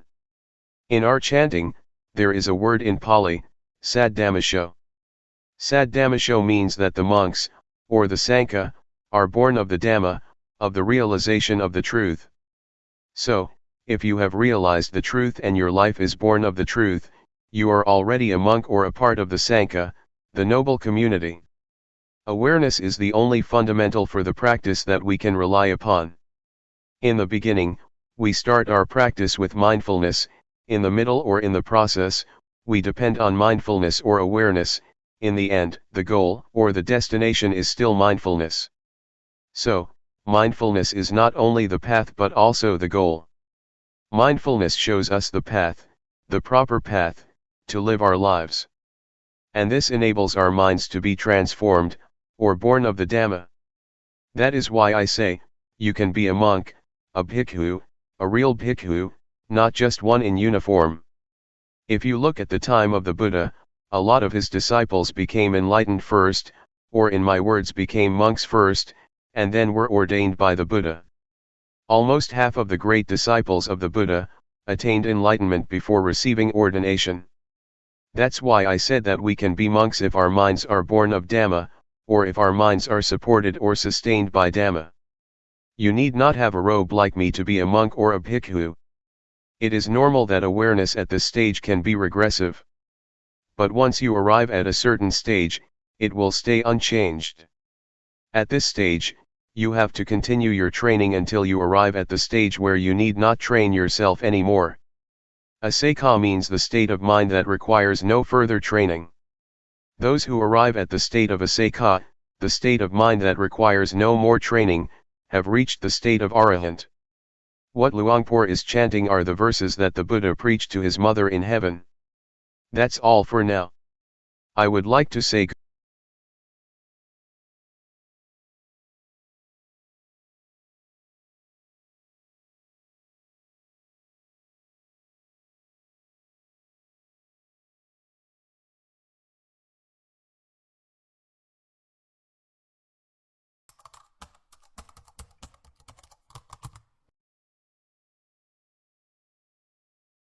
May all beings be at ease, whatever living beings there may be, whether they are weak or strong, omitting none, the great or the mighty, medium, short or small, the seen and the unseen, those living near and far away, those born and to be born. May all beings be at ease.